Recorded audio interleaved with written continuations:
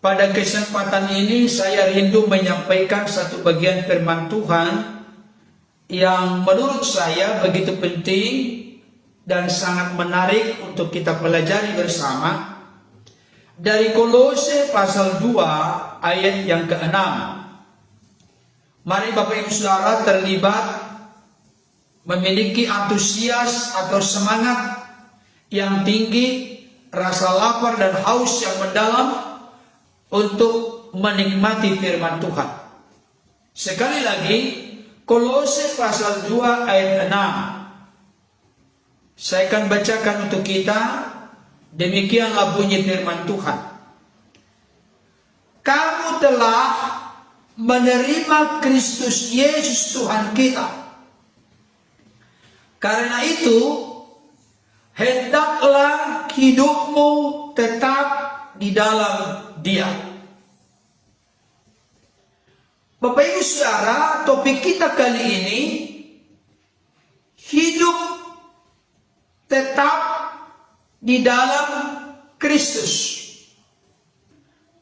Hal pertama yang ingin saya sampaikan kepada kita, langkah pertama atau langkah awal, start permulaan menjadi orang Kristen yang benar adalah menerima Yesus sebagai Tuhan dan Juru Selamat.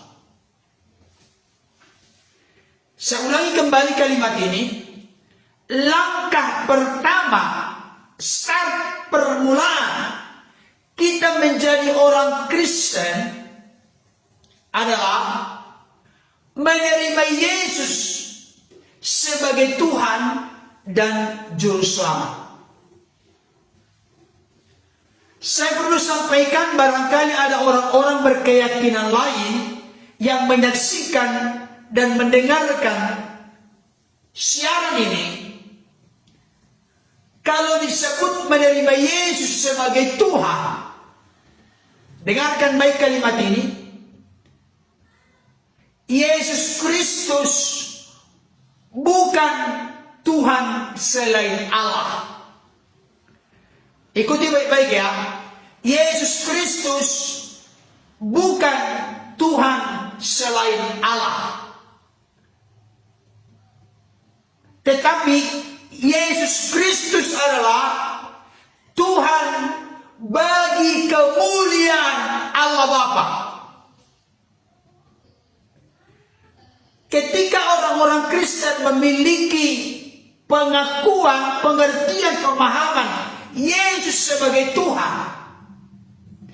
Tuhan di situ bahasa Inggris Lord, bahasa Yunani Kurios atau Kyrios. Pemimpin, raja, penguasa, junjungan. Kalau bahasa Jawa, Gusti. Dan Yesus kita akui, terima sebagai Tuhan. Itu sama persis pengertiannya dengan perkataan Yesus sebelum berpisah dengan murid-muridnya, sebelum naik ke sorga, di mana Yesus berkata di dalam Matius 28 ayat yang ke-18. Yesus pun mendekati mereka dan berkata, kepadaku telah diberikan segala kuasa di sorga dan di bumi. Jadi Yesus itu berkuasa atas sorga dan bumi. Bahkan ada kalimat lain yang seringkali didengungkan oleh apologet. Baik itu apologet dari berkeyakinan lain maupun dari apologet Kristen. Yesus itu terkemuka di dunia dan di akhirat. Ketika Yesus berkata, kepadaku telah diberikan segala kuasa. Kuasa itu otoritas. Kuasa itu ketuhanan, kepenguasaan. Diberikan oleh siapa? Bukan diberikan oleh Konsili Nikea 325 seperti yang disampaikan oleh Haja Irena Hardono.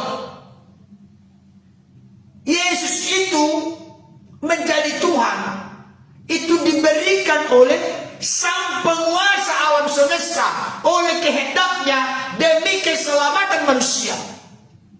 Kekuasaan yang dimiliki oleh Bapa, oleh perkenanan Bapa, dengan maksud tujuan Bapa, diserahkan dan diberikan kepada Yesus Kristus. Jadi Bapak Ibu Saudara, saya mau sampaikan, ada banyak orang Kristen yang gagal paham terkait dengan konsep menerima Yesus sebagai Tuhan dan Juru Selamat. Itu sebabnya, dengarkan baik. Ada orang bertanya kepada saya, kalau orang sudah menjadi Kristen tapi murtad meninggalkan Yesus, Pak Pendeta, bagaimana dengan kondisi ini? Saya mau kasih tahu, dalam konteks kekristenan yang benar, mustahil seseorang yang mengalami Tuhan, yang bertumbuh dalam Tuhan, makin dewasa dalam Tuhan, akan meninggalkan Yesus. Kenapa? Kemarin kita sudah belajar Yohanes 10 ayat 28. Yesus berkuasa memberikan hidup yang kekal, dan mereka pasti tidak binasa. Ada kepastian, bukan mudah-mudahan. Jadi kalau orang Kristen yang sejati, orang Kristen yang benar mengalami pengalaman perjumpaan pribadi dengan Yesus dan terus bertumbuh makin dewasa dalam Tuhan, mustahil orang itu akan murtad meninggalkan Yesus. Ini penting Bapak Ibu Saudara, dengarkan baik. Menerima Yesus sebagai Tuhan itu start permulaan kita menjadi orang Kristen. Tuhan itu berarti kan Lord, Kurios, penguasa. Kita terima Yesus sebagai penguasa. Tolong ikuti ya. Tolong diikuti. Ini banyak orang Kristen gagal, apalagi orang Kristen keturunan. Banyak gagal, salah paham di sini. Sehingga ada banyak orang Kristen menaikkan lagu karismatik. Tuhan Yesus tidak berubah, saya juga tidak berubah. Salah.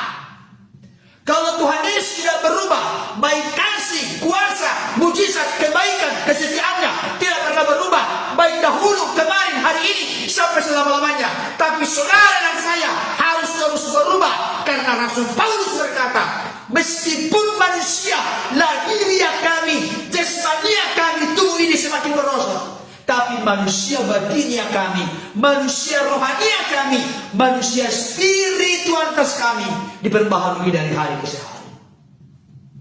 Dengar dengan baik. Kenapa kita perlu terbuka oleh karena karya Roh Kudus menerima Yesus sebagai Tuhan, Lord, Kurios, penguasa? Dengarkan baik. Karena sebelum kita menerima Yesus sebagai Tuhan, sebagai penguasa, ada yang menguasai diri kita. Nah, maksudnya ada yang berotoritas mengendalikan hidup kita. Yang pertama, bisa saja itu keinginan daging hawa nafsu kita. Bisa saja itu ditunggangi oleh roh-roh jahat, iblis, setan, dan lain sebagainya. Dan jangan lupa, kita diperhamba oleh dosa. Diperhamba, diikat, dibelenggu, diperbudak oleh dosa. Jadi selama ini yang menjadi Tuhan kita adalah keinginan daging, hawa nafsu, diperhamba, diperbudak oleh dosa, diperhamba, diperbudak oleh kuasa-kuasa dunia ini. Itulah yang berotoritas, yang menjadi penguasa, yang menjadi Tuhan dalam hidup kita sebelum berjumpa dengan Yesus. Tapi dengarkan baik Bapak Ibu Saudara, ketika saudara dan saya menjadi orang Kristen yang mengalami kelahiran baru seperti Yohanes 3 ayat 3 dan 5, siapapun tidak bisa melihat kerajaan Allah kalau tidak dilahirkan kembali. Siapapun tidak bisa masuk ke dalam kerajaan Allah kalau tidak dilahirkan dari air dan roh. Saudaraku yang dikasih Tuhan, natur dosa dalam diri kita itu mengungkung kita, memperbudak kita, memperhamba kita, menguasai kita. Jadi Tuhan bagi kita sebelum mengenal Kristus, sebelum lahir baru, adalah diri kita atau kuasa-kuasa lain yang mana kita berelasi, bersekutu, berhubungan dengan kuasa-kuasa itu. Tapi dengarkan baik, ketika saudara dan saya aku mengaku dengan mulut, percaya dalam hati bahwa Yesus adalah Tuhan dan Juru Selamat, maka ada peralihan otoritas kepenguasaan, kepemimpinan dalam hidup kita. Inilah yang dikatakan Rasul Paulus dengan berkata, aku telah disalibkan bersama dengan Kristus.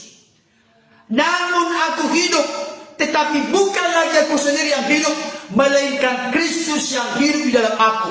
Dan hidup yang kuhidupi sekarang ini di dalam tubuh ini adalah hidup oleh karena iman kepada Anak Allah yang mengasihi aku dan yang menyerahkan dirinya untuk aku.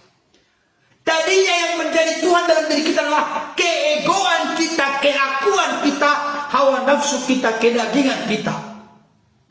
Dosa yang melilit membelenggu kita, kuasa-kuasa lain yang mempengaruhi hidup kita, itulah yang berkuasa atas kita. Tetapi ketika Bapak Ibu Saudara mengaku dengan mulut seperti Roma pasal 10 ayat 9 sampai 10, mengaku dengan mulut bahwa Yesus adalah Tuhan dan percaya dalam hati bahwa Allah telah membangkitkan dia dari antara orang mati, maka saudara dan saya diselamatkan. Bapak Ibu Saudara dikasih Tuhan. Jadi kalau saudara dan saya mengaku dengan mulut, percaya dalam hati, telah menerima Yesus sebagai Tuhan, berarti Yesus itulah yang menjadi penguasa mutlak satu-satunya dalam mengontrol, mengendalikan hidup kita. Dan karena Yesus naik ke surga, maka penyertaan Kristus bagi kita tidak bisa dilepaskan. Karena Yesus berkata, aku tidak membiarkan engkau yatim piatu. Aku akan mengirimkan seorang penolong yang lain, Parakletos, yaitu Roh Kudus, Roh kebenaran. Ia akan tinggal di dalam kamu dan menyertai engkau selama-lamanya. Bagi Bapak Ibu Saudara yang mengerti saya jelaskan ini, tolong dibuat komentar amin. Mengerti nggak? Agak nggak? Nakam gak ini? Ini penting karena ini basic, ibarat sebuah rumah, bangunan pondasinya ini. Kalau tidak lurus ini, tidak tegak lurus ini, maka akan mengalami kekeliruan, kesemrautan seperti benang kusut nanti dalam perjalanan kekristenan berikutnya. Ini serius Bapak Ibu Saudara, tidak main-main. Ya, puji Tuhan. Ada yang menuliskan amin, amin, haleluya. Jadi Bapak Ibu Saudara tidak main-main. Bahkan kita pun bisa mengaku Yesus sebagai Tuhan. Itu bukan karena kuat gagah kehebatan kita, bukan karena mau-maunya kita, bukan karena suka-suka kita, tidak. Tapi karena Roh Kudus yang menginsafkan kita akan dosa. Dosa apa? Dosa karena tidak percaya kepada Yesus sebagai Tuhan Juru Selamat. Akhirnya karena Roh Kudus bekerja, menyingkapkan, menginsafkan, menyadarkan kita akan dosa, sehingga kita pun terbuka akhirnya percaya menerima Yesus sebagai Tuhan Juru Selamat. Kalau saya mengambil sebuah konklusi, ada orang-orang di luar sana yang melecehkan, menghina, merendahkan Yesus itu Tuhan. Saya kasih tahu, karena Roh Kudus belum membuka mata hati, mata rohaninya. Karena kita ini bisa mengaku Yesus itu Tuhan, karena Roh Kudus, Roh kebenaran, Parakletos itu ada dalam diri kita. Jadi tidak perkara main-main ini. Kalau saudara dan saya sekarang ini dengan yakin dan mantap mengaku Yesus Kristus Tuhan, sebenarnya Roh Kudus telah ada dalam dirimu. Bersyukurlah. Saudara dikasih Tuhan. Saya kasih satu contoh lagi supaya lebih gampang. Dengarkan baik contoh ini. Saya mau benar-benar menunjukkan pondasi ini. Kenapa saya perlu menyampaikan ini? Dengarkan baik. Saya tidak tahu di tempat suku Bapak Ibu Saudara berada. Apakah di suku Manado, suku Sunda, apalagi di Kupang, di Papua, di Maluku, di mana-mana. Saya tidak tahu dari mana saja kita ini datang. Saya mau sampaikan, ada banyak orang Kristen hanya KTP-nya Kristen. Tapi Kristen tanpa pertobatan. Katanya Kristen, bergereja. Tetapi tetap hidupnya hidup yang lama. Yang memimpin mengendalikan hidupnya adalah dirinya. Emang kenapa? Mau gue, emang kenapa? Orang seperti ini sangat rentan belum mengerti menerima Yesus sebagai Tuhan Juru Selamat. Belum menghayati, belum mengimani, belum mengalami Yesus sebagai Tuhan Juru Selamat. Saya kasih contoh. Perhatikan contoh ini. Karena ini sangat praktis. Selama 430 tahun, bangsa Israel diperhamba, diperbudak oleh Mesir, oleh Fir'aun. Tahu ya ceritanya ya? Saya ulangi kembali. Bangsa Israel selama 430 tahun diperhamba, diperbudak, ditindas, dibuat sengsara dan pahit hidupnya oleh Fir'aun dan Mesir. Berarti yang berkuasa atas hidup dari bangsa Israel pada saat itu diperbudakan di Mesir adalah Fir'aun dan koloni-koloninya.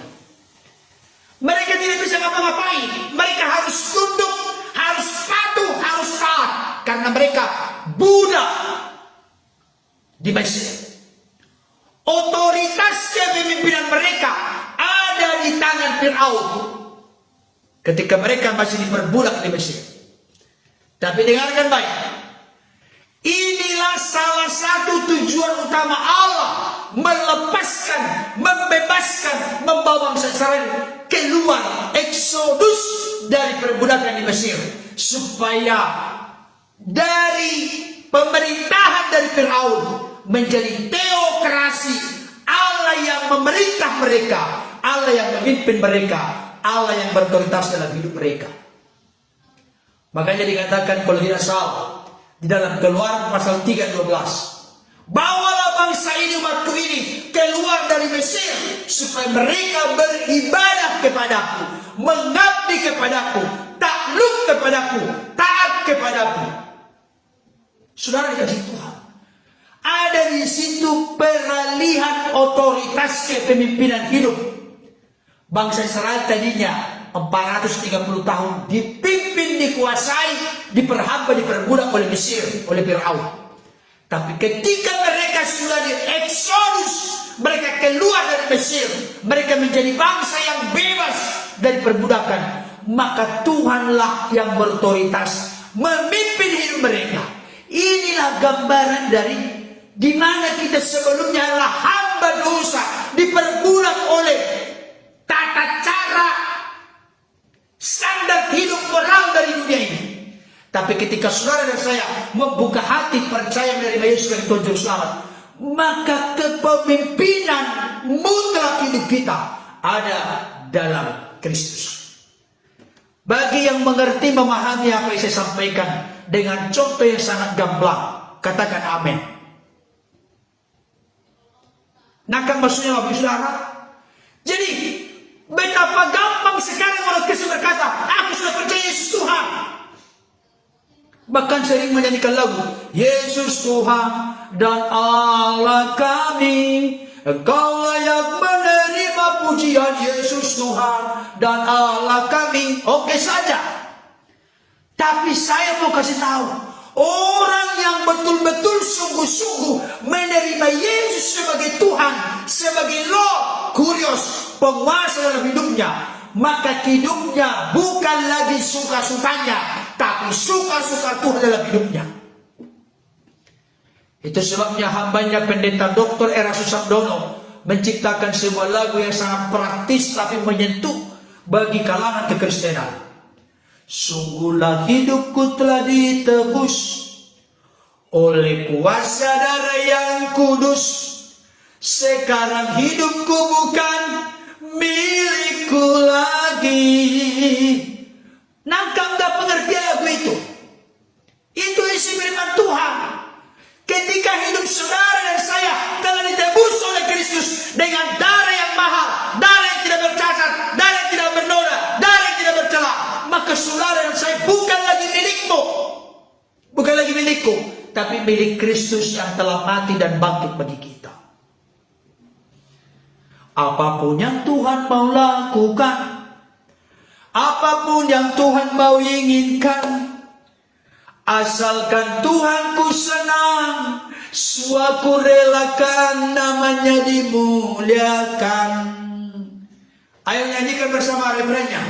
Suka-sukamu Tuhan, suka-sukamu Tuhan, suka-sukamu Tuhan, suka-sukamu Tuhan, suka-sukamu Tuhan, suka-sukamu Tuhan, suka-sukamu Tuhan, suka-sukamu Tuhan. Jangan kita berani berkata secara konkret dan nyata suka-suka Tuhan dalam hidup kita, tapi kita sendiri yang mengatur hidup kita, mau benar mau salah, mau halal mau haram, mau dosa tidak dosa, makan semua, ambil semua, sama semua, gak ada perbedaan. Padahal firman Tuhan berkata dengan tegas, janganlah kamu menjadi serupa dengan dunia ini. Kita harus berbeda dari dunia. Saya sudah pernah menyampaikan kepada Bapak Ibu Saudara, hanya ikan yang mati yang ikut arus. Maka maksudnya, hanya ikan yang mati yang ikut arus. Tapi ikan yang hidup menentang arus. Penelitian menunjukkan ikan yang hidup yang menentang arus, apalagi arusnya deras, bisa dia melompat ikannya, dagingnya paling nikmat. Hidup kita menjadi nikmat di mata Tuhan kalau kita menentang arus, kalau kita berbeda dengan dunia, tidak menjadi serupa dengan dunia. Tapi kalau kita ikut arus, kita menjadi serupa dengan dunia. Jadi kalau Bapak Saudara sudah mengaku menerima Yesus sebagai Tuhan, maka otoritas kepemimpinan, kepenguasaan hidup kita bukan lagi diri kita, tapi Kristus yang telah mati dan bangkit bagi kita.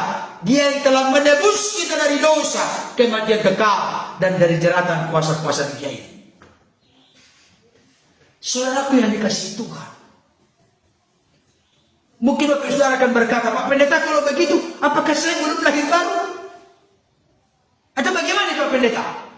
Sebenarnya kita yang tahu. Untuk menelisik seseorang itu lahir baru atau tidak. Saya kasih contoh. Tolong Bapak Saudara jangan beranjak kemana-mana. Perhatikan ini. Bapak Saudara akan bertanya, Pak Pendeta, ada nggak kira-kira contoh praktis menunjukkan bahwa saya ini sudah lahir baru, mengalami perjumpaan pengalaman pribadi dengan Tuhan Yesus? Saya mau kasih tahu kepada Bapak Saudara, orang yang mengalami kelahiran baru, apalagi ditambah dengan terus bertumbuh, dipulihkan, diubahkan, disempurnakan, imannya makin dinamis, makin dewasa. Saya kasih tahu, contohnya gampang. Mohon maaf, sekali lagi mohon maaf. Saya membuat contoh ini gak ada maksud untuk merendahkan Bapak Ibu Saudara, tapi supaya gampang dan mudah kita mengerti. Pak Pendeta, apakah saya sudah mengalami kelahiran baru?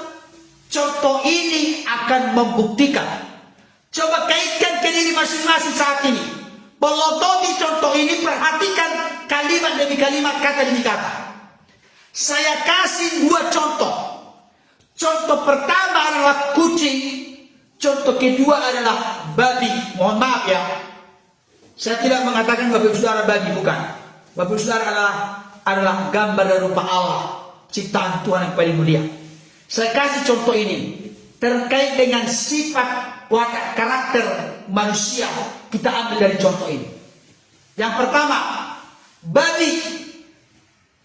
Coba babi itu, kalaupun sudah disikat kukunya, giginya sudah disikat, lidahnya disikat bersih, bulu-bulunya disampo semua, harum semua, kotoran matanya dibersihkan, semuanya dibersihkan, harum dong, bersih dong. Tapi coba lepas babi itu, kemana pergi? Halo Bapak Ibu, ada yang bisa jawab? Seekor babi sudah dibersihkan sedemikian rupa, termasuk medikur sudah termasuk kuku-kukunya dibersihkan semua, bersih, clean, bersih bersinar, begitu. Coba semuanya sudah dibersihkan, sudah harum. Lepaskanlah babi, kemana perginya? Tetap dia kembali ke kubangan. Orang banyak bilang, lau musel tu guluan, tu gaboy lau. Kembali lagi ke lumpur. Saya kasih tahu, saya mau sampaikan ini, tolong Bapak Ibu Saudara jangan sakit hati. Saya mau bongkar ini kepada Bapak Ibu Saudara. Orang Kristen yang modelnya seperti ini, hari Minggu dia beribadah, Senin sampai Sabtu dia berkubangan dalam dosa, dengan modal hari Minggu mengaku dosa kepada Tuhan. Saudara yang dikasihi Tuhan, orang seperti ini patut diragukan. Benarkah dia sudah mengalami kelahiran baru, perjumpaan pribadi, pengalaman pribadi dengan Tuhan? Tapi beda dengan kucing Bapak Ibu Saudara. Seekor kucing, ketika contoh Bapak Saudara, seekor kucing, coba Bapak Saudara yang punya kucing di rumah, ketika misalnya gerimis atau hujan, coba lemparkan kucing itu, kenapa kucing kita ya, milik kita. Lemparkan kucing itu ke tempat yang kotor di depan atau di teras rumah kita, atau mungkin ada pekarangan rumah kita. Coba lemparkan ke sana pada saat hujan. Pertanyaan saya, seekor kucing ketika dia sudah dilemparkan ke tempat yang kotor, apakah dia langsung di sana begini? Dia justru berguling-guling di sana? Oh tidak, saudara. Dia akan segera secepat kilat, dia akan meloncat dari sana ke tempat yang bersih. Artinya, orang Kristen yang sudah mengalami kelahiran baru bisa nggak jatuh dalam dosa? Bisa jatuh dalam dosa, bisa. Tapi dengarkan baik, orang Kristen yang sudah mengalami perjumpaan pribadi dengan Tuhan dan terus mengalami pendewasaan, bertumbuh dalam Tuhan. Saya kasih tahu, Bapak Ibu Saudara, orang Kristen yang demikian tidak mungkin atau mustahil hidup di dalam dosa. Itu sebabnya pada saat ini saya mau sampaikan, ada perbedaan antara jatuh ke dalam dosa dengan hidup di dalam dosa. Saya ulangi kembali, ada perbedaan antara jatuh ke dalam dosa dengan hidup di dalam dosa. Kalau seseorang mengaku percaya menerima Yesus sebagai Tuhan Juru Selamat, tapi dia hidup di dalam dosa, apalagi dosa yang itu saja. Contoh, dosa zina. Tidak pernah dia bangkit dari sana, tidak pernah berubah dari sana. Patut dipertanyakan, benarkah kita telah benar-benar sungguh-sungguh percaya menerima Yesus sebagai Tuhan? Karena kalau saudara dan saya menerima Yesus sebagai Tuhan, berarti dia penguasa, Lord, Kurios, pengendali dalam hidup kita. Bukan lagi keinginan daging, bukan lagi hawa nafsu, bukan lagi kuasa-kuasa dunia ini. Ini penting Bapak Ibu Saudara. Kalau saya penjabarkan nanti lebih dalam, Bapak Ibu Saudara begini. Ada orang yang beragama tapi dia masih ada di tanda petik pohon Adam pertama. Dengarkan baik ini, contoh ini. Ada orang Kristen, dia merasa dia sudah diselamatkan, tapi keagamaannya persis seperti orang yang masih ada di pohon akar Adam pertama. Sebenarnya, kalau saudara dan saya beribadah, tapi tetap berada di dalam pokok Adam pertama, yang notabene natur yang telah jatuh dalam dosa, maka kita tidak akan pernah berkemenangan dalam hidup. Itu sebabnya kitab Roma dan Korintus memberikan informasi, Yesus adalah Adam yang terakhir. Jadi kita tidak cukup beragama, beribadah, tapi tetap di pokok Adam yang pertama, natur yang jatuh dalam dosa. Tapi kita dipindahkan kepada Adam yang terakhir, pokok Adam yang terakhir, Kristus. Dari sanalah kita mulai menjalani kehidupan kita yang lahir baru, yang terus dipulihkan, diubahkan dan disempurnakan. Oke, itu pondasinya, Bapak Ibu Saudara. Saya berharap, saya berdoa Roh Kudus membukakan mata hati, mata rohani kita untuk mengerti, memahami apa yang saya sampaikan ini. Ternyata sangat dahsyat dan luar biasa pengaruhnya. Ketika kita percaya menerima Yesus sebagai Tuhan, penguasa dalam hidup kita, berarti bukan lagi kita yang menguasai hidup kita. Itu sebabnya 1 Korintus pasal yang ke-6, saya baca dulu ini ya. Bapak Saudara nanti berkata, Pak Pendeta mau ngomong dulu tapi nggak ada ayatnya gitu. 1 Korintus 6 ayat 19 sampai 20. 1 Korintus 6 ayat 19 sampai 20. Atau tidak tahukah kamu bahwa tubuhmu adalah bait Roh Kudus yang diam di dalam kamu, Roh Kudus yang kamu peroleh dari Allah, dan bahwa kamu apa? Bukan milik kamu sendiri, sebab kamu telah dibeli dan harganya telah lunas dibayar. Karena itu muliakanlah Allah dengan tubuhmu. Saudara dikasih Tuhan, tidak tahukah kamu bahwa kamu bukan milik kamu sendiri? Jadi Bapak Ibu Saudara, kalau kita percaya menerima Yesus sebagai Tuhan Juru Selamat, kita bukan milik kita. Kenapa bukan milik kita? Di ayat ini mengatakan, sebab kamu telah dibeli dan harganya bukan kredit, tapi telah lunas dibayar. Bagaimanakah Allah menebus kita, membeli kita dengan lunas dibayar? Mari kita buka ayatnya. Jadi ayat menjawab ayat. Mari ikuti 1 Petrus 1. 1 Petrus 1 ayat 18 sampai 19. 1 Petrus 1 ayat 18 sampai 19. Ini sampai dikarang menjadi sebuah lagu yang sangat populer dan terkenal dalam kekristenan. 1 Petrus 1 ayat 18 sampai 19 dikatakan demikian. Sebab kamu tahu bahwa kamu telah ditebus dari cara hidupmu yang sia-sia, yang kamu warisi dari nenek moyangmu itu, bukan dengan barang yang fana, bukan pula dengan perak atau emas, melainkan dengan darah yang mahal, yaitu darah Kristus yang sama seperti darah anak domba yang tak bernoda dan tak bercacat. Nah, maksudnya kita bukan milik kita, karena kita telah ditebus, telah dibayar dengan lunas. Dengan apa?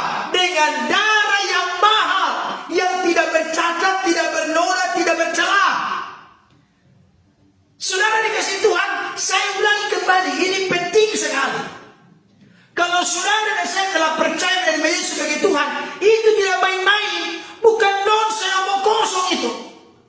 Ada peralihan otoritas otoritas, kekuasaan, kepemimpinan dalam hidup kita. Bukan lagi hawa nafsu kedagingan kita, bukan lagi dosa, bukan lagi penguasa dunia ini, tetapi Kristus yang telah menyerahkan nyawanya menebus hidup kita. Bapak Ibu Saudaraku yang dikasihi Tuhan, ini menjadi sesuatu yang sangat serius dan penting untuk kita mengerti bersama. Mungkin Bapak Saudara berkata, Pak Pendeta, boleh gak ditambah ayatnya? Saya tambah ayatnya. 2 Korintus 5 ayat yang ke-15. Mari buka bersama. 2 Korintus 5 ayat 15. Dan kita nanti masuk ke dalam ayat 17. 2 Korintus 5 ayat 15 dan 17. Tolong ada yang menuliskan di live chat. Sekali lagi, 2 Korintus 5 ayat 15 dan 17. Dikatakan demikian. Dan Kristus telah mati untuk semua orang, supaya mereka yang hidup, apa? Tidak lagi hidup untuk dirinya sendiri. Kita ini mengalami kebangkitan Kristus. Kita terima karyanya, pribadinya, kuasanya dalam hidup kita. Kristus telah mati untuk kita, sehingga kita yang telah mati jadi hidup kembali setelah kita menerima Dia sebagai Tuhan Juru Selamat. Kita dipulihkan relasi hubungan kita dengan Bapa. Dikatakan di sini, supaya mereka yang hidup tidak lagi hidup untuk diri sendiri. Jadi kita yang sudah mengalami penebusan penyelamatan Kristus, kita hidup bukan untuk diri sendiri, tapi untuk siapa? Lanjutkan ayatnya. Tetapi untuk Dia yang telah mati. Siapa yang Dia telah mati? Untuk Yesus Kristus yang telah mati dan telah dibangkitkan untuk mereka. Jadi kita ini hidup untuk Kristus. Makanya Paulus berkata, sebab bagiku hidup adalah Kristus, tujuan hidupku adalah Kristus. Itu sebabnya mati adalah keuntungan. Kepada orang-orang yang benar-benar telah percaya menerima Yesus sebagai Tuhan Juru Selamat dalam hidupnya, tujuan hidupnya adalah Kristus. Maka mati bukan kesialan, bukan kerugian, bukan kemalangan, tapi keuntungan. Hanya orang Kristen dalam kitab sucinya yang menuliskan mati adalah keuntungan. Luar biasa kan? Luar biasa. Tapi mati keuntungan. Makanya nanti Wahyu 14 ayat 13 berkata, berbahagialah mereka yang mati dalam Kristus. Sudah mati dalam Kristus. Sebelumnya dia mati terhadap dosa, hidup untuk Kristus, hidup untuk hidup yang baru. Saudaraku yang dikasihi Tuhan, jadi tidak main-main. Tolong Bapak Saudara dari berbagai suku yang ada di Indonesia, apakah Bapak Saudara tinggal di Indonesia atau di luar negeri, kalau kita berkata percaya menerima Yesus sebagai Tuhan Juru Selamat, itu perkara adanya status hidup kita dari hamba dosa menjadi hamba kebenaran, dari hamba dunia ini menjadi hamba Tuhan. Otoritas penguasa hidup kita bukan lagi diri kita, bukan lagi dosa, bukan lagi dunia ini, tapi Kristus yang telah menebus dan menyelamatkan kita. Oke, sekarang begini. Dengarkan baik Bapak Ibu Saudara. Kalau ada orang-orang di luar sana mengaku dia percaya Yesus, saya kasih tahu, ada orang apologet berkata begini, kalau begini maka aku akan masuk Kristen. Saya kasih tahu, dengarkan baik, itu pernyataan yang super gaul dan keliru. Saya ulangi kembali, kalau ada orang, kalau kalian begini orang Kristen, maka aku akan masuk Kristen. Saya kasih tahu, bukan itu ukuran seseorang menjadi pengikut Kristus. Kenapa? Bukan kita yang memilih Yesus. Dengarkan baik ya. Bukan kita yang memilih Yesus, tetapi sebaliknya Yesus yang memilih kita. Setuju nggak? Setuju nggak? Coba yang setuju tuliskan setuju. Bukan kita yang memilih Yesus, tapi Yesus yang memilih kita. Benar gak? Jadi jangan sok-sokan, aku mau memilih Yesus. Oh, gak bisa. Tidak bisa. Saya ulangi kembali kalimat ini. Bukan kita yang memilih Yesus. Apa pangkat kita punya kuasa kita memilih Yesus? Tidak. Kalaupun nantinya ada hati yang terinsapkan, disadarkan akan dosa, kita akhirnya percaya kepada Yesus. Itu karena Yesus berkenan memilih kita. Ya, setuju katanya. Saya buka Alkitabnya. Yohanes 15 ayat 16. Yohanes 15 ayat 16. Dikatakan demikian. Yohanes 15 ayat 16. Bukan kamu yang memilih aku, tetapi akulah yang memilih kamu.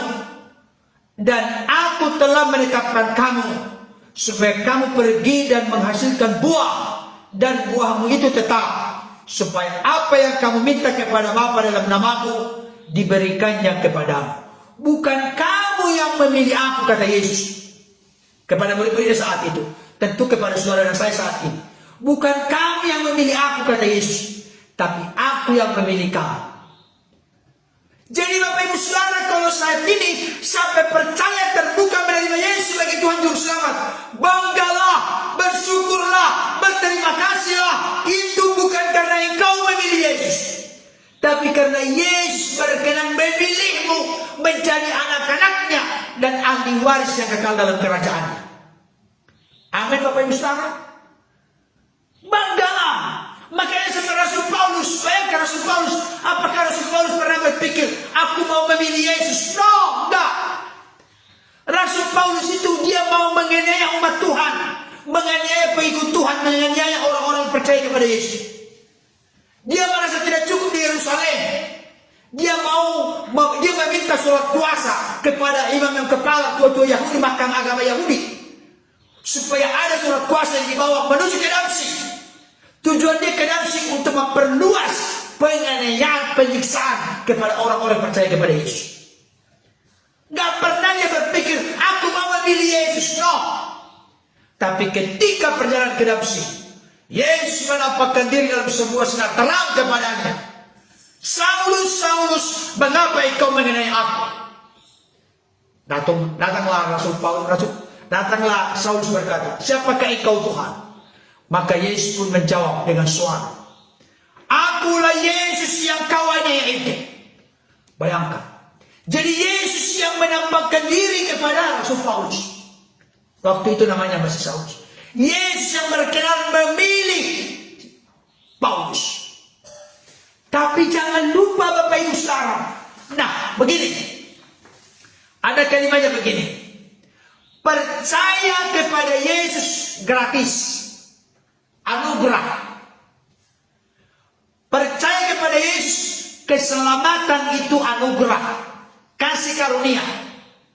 Tetapi jangan lupa menjalani kehidupan Kristen yang benar dan bertanggung jawab.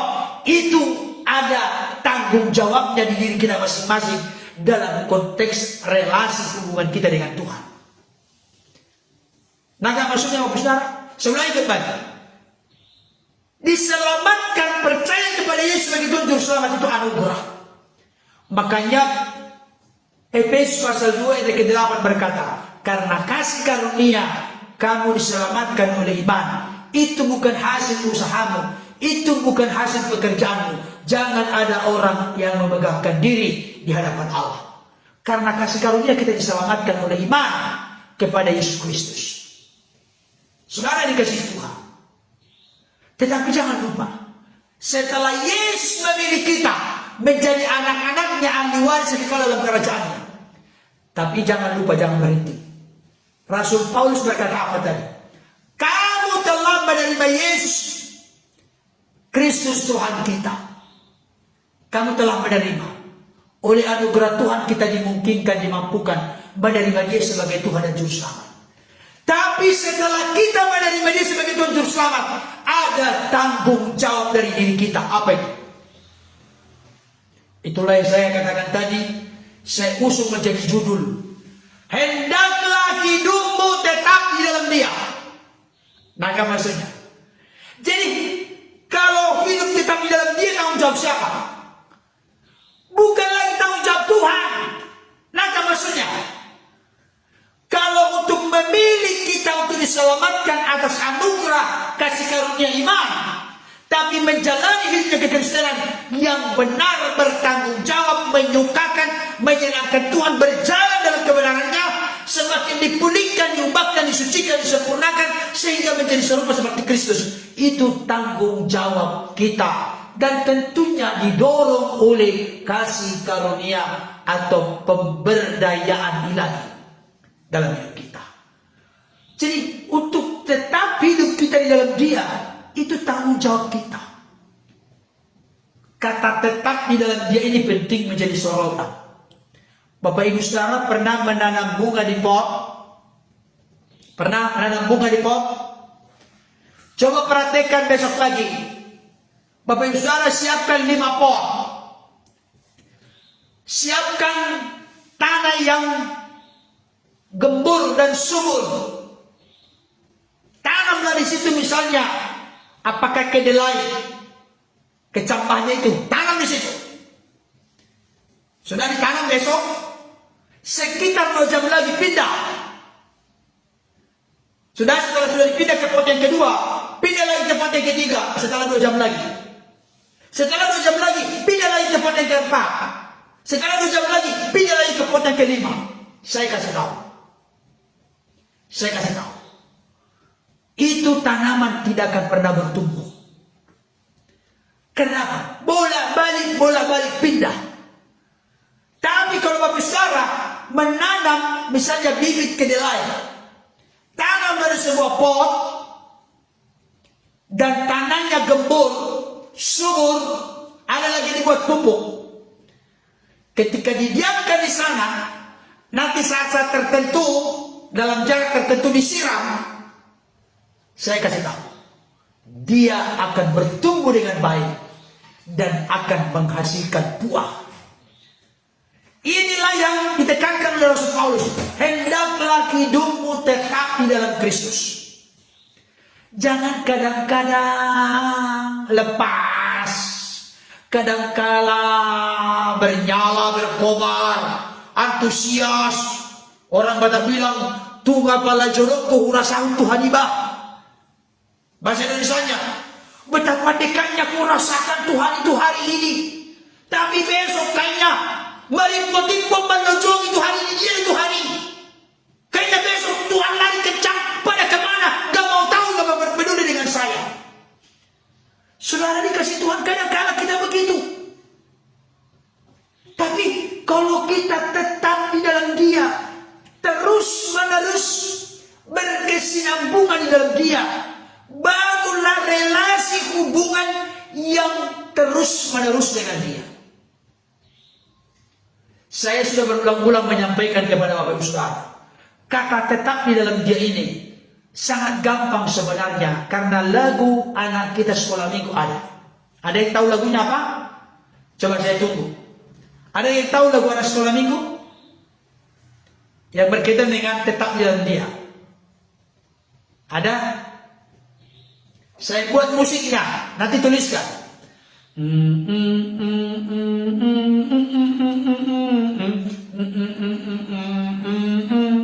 Ada yang tahu?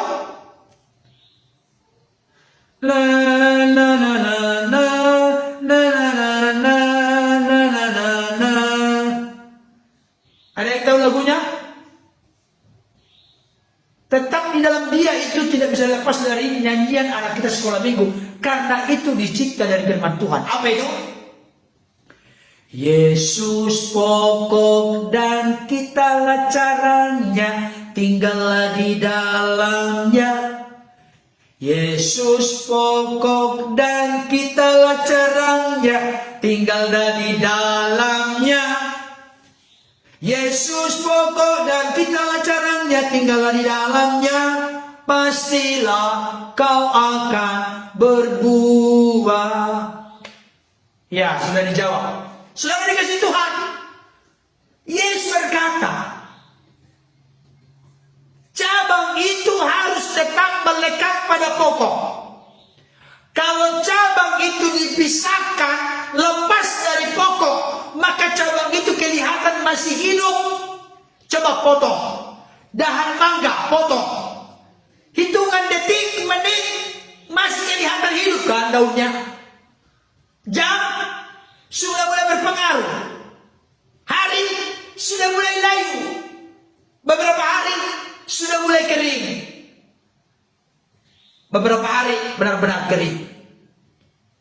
Karena terpisah dari pokoknya. Ini gambaran yang sangat jitu, yang Yesus berikan pengajaran yang sangat tidak asing. Begitu mudah ditangkap, begitu mudah dimengerti sebenarnya. Cabang itu atau carang itu jangan lepas dari pokok. Biarlah cabang-carang itu tetap terus-menerus continue berkesinambungan melekat pada pokok. Percayalah, pokok itu akan mengalirkan sari-sari kehidupan kepada cabang, dan cabang itu nanti punya ranting, ranting punya daun, di sana nanti ada bunga, akhirnya berbuah. Itu sebabnya kemarin saya katakan kepada kita, sekali percaya Yesus tetap percaya Yesus, sekali Yesus tetap Yesus, jangan pindah-pindah. Saya kasih tahu sekaligus melalui kesempatan ini, Bapak Ibu Saudara yang sampai saat ini masih GKJJ. Tahu GKJJ, ada yang tahu? Tolong Ibu Dina Sisi, apa jawabnya GKJJ? Itu Bonur Sihombing. Apa GKJJ? Ada yang tahu? GKJJ. GKJJ. Apa artinya GKJJ? Ada yang tahu? Halo, ada yang tahu nggak GKJJ? Saya tunggu dulu. GKJJ, tolong cepat ditulis. GKJJ apa? Jangan menjadi orang Kristen GKJJ. Saya masih nunggu. Separuh-separuh. Ya, separuh-separuh benar. Tapi GKJJ itu, Bapak Ibu, itu singkatan. G, gereja. K, apa? JJ, apa? GKJJ. Jangan menjadi orang Kristen GKJJ. Karena di sini katakan, hendaklah hidupmu tetap di dalam Kristus. Tetap. Jangan kadang-kadang. Jangan separuh-separuh. Jangan setengah-setengah. Orang dunia sering berkata, jangan panas-panas kotoran ayam. Jangan suam-suam. Bukankah kita wahyu kepada salah satu jemaat, Yesus berkata dengan tegas, karena engkau tidak dingin, engkau tidak panas, engkau suam-suam kuku, maka aku akan memuntahkan engkau. Apa GKJJ? Gereja? Nggak ada yang tahu ya? Halo Bapak Ibu, GKJJ ada yang tahu? Masa nggak ada yang tahu ini? Saya tunggu dulu Saya minum dulu sambil menunggu. Ada yang tahu GKJJ?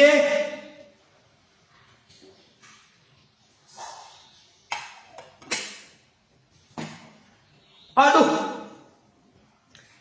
Iya, sum-sum kuku ya. Iya.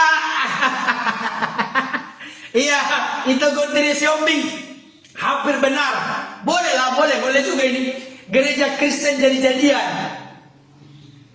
Tapi yang benar itu GKJJ, tahu nggak? Gereja Kristen jalan-jalan. Itu GKJJ.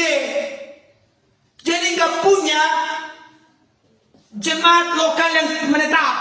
Oh, di jemaat ini ada masalah. Pindah. Ini maaf, ada masalah di gereja ini. Pindah. Setelah dia pindah ke gereja B. Wah, ada masalah juga. Pindah. Saya kasih tahu di mana pun ada masalah. Gereja Tuhan itu tidak ada yang sempurna, tapi disempurnakan terus menerus. Jadi kalau saudara mau mencari gereja yang sempurna, orang-orangnya maksudnya ya, karena kita punya prinsip gereja bukan lagi gedungnya dan bukan pula menaranya, Bukanlah pintunya, lihat di dalamnya. Gereja adalah orangnya. Iya, gereja Kristen jalan-jalan.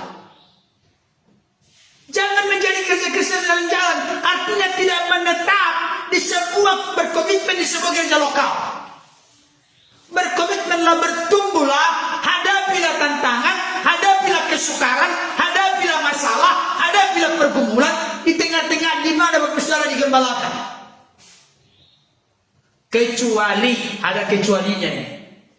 Kalau sampai pemimpin rohaninya, ya sudah begitu luar biasa korupsinya, bahkan juga berzina, waduh agak berat memang kalau begitu. Agak berat. Kenapa? Karena pemimpin harus menjadi contoh dan teladan. Hal itu akan melukai hati umat kalau sampai pemimpin rakus uang, hamba uang, dan juga hidup dalam perzinahan. Memang itu Pak masalah. Bapak Saudara akan susah bertumbuh dan berkembang kalau digembalakan oleh pemimpin rohani yang seperti itu, pemimpin yang seperti itu. Tapi yang jelas kadang-kala karena ada masalah dengan ibu si A, ibu si B, pindah dari sana. Aku gak mau ketemu berjumpa dengan orang itu. Di mana-mana nanti ketemu juga dengan orang yang tidak suka dengan kita. Mari hadapilah. Oh, jangan katakan kalau ada di situ yang tidak suka dengan kita pindah. Jangan pindah. Aku mau hadapi Tuhan. Aku mau menang menghadapi Dia dengan sikap yang bertanggung jawab sebagai seorang Kristen yang dewasa dan bertumbuh. Bapak Saudara ketika mempraktikkan firman itu, maka Bapak Saudara akan dibawa ke dalam pertumbuhan, penyucian, pengudusan, kedewasaan dalam Tuhan. Tetaplah berkomitmen di sebuah gereja lokal. Tetaplah bangun relasi hubunganmu dengan Tuhan. Bapak Ibu Saudara, saya mau tanya, ini sekarang di atas saya ada lampu. Ini saya kasih contoh sebelum tutup. Ada lampu di atas saya. Kenapa lampu ini hidup? Ada yang bisa jawab. Kenapa lampu ini hidup? Menyala. Bisa membuat terang di sekeliling saya. Sehingga bisa Bapak Saudara lihat wajah saya. Kalau tidak ada cahaya di sini, Bapak Saudara tidak bisa melihat wajah saya. Paling mungkin bisa mendengarkan suara saya. Kenapa lampu ini hidup? Karena terhubung dengan arus listrik. Kenapa kerohanian kita hidup? Kenapa kerohanian kita berkobar? Kenapa kerohanian kita bertumbuh? Kenapa kita makin memiliki iman yang dinamis, iman yang makin dewasa? Karena kita terhubung dengan Tuhan Sang Pemberi suplai rohani yang utuh lengkap dalam hidup kita. Inilah yang saya serukan pada kesempatan ini. Bapak Ibu Saudara, mari pada kesempatan ini saya sampaikan kepada kita. Langkah awal menjadi orang Kristen itu harus jelas, harus real, konkret, nyata, terang benderang. Percaya menerima Yesus sebagai Tuhan Juru Selamat. Ternyata setelah kita percaya menerima Yesus sebagai Tuhan Juru Selamat, langkah berikutnya adalah biarlah hidup kita tetap berpaut kepada Tuhan. Ada di dalam Kristus. Jangan kadang-kadang, jangan setengah-setengah, jangan separuh-separuh. Biarlah tetap kita ada dalam Kristus. Sama seperti pokok di mana cabang atau carang itu terus-menerus melekat pada pokok. Maka suplai dari pokok itu akan mengalir kepada cabang, nanti kepada ranting, nanti kepada daun, nanti kepada bunga, akhirnya berbuah. Kiranya firman Tuhan ini menjadi berkat bagi kita. Tuhan Yesus menolong kita untuk tetap setia berjalan dalam kebenaran dan kehendak-Nya. Amin. Mari kita berdoa.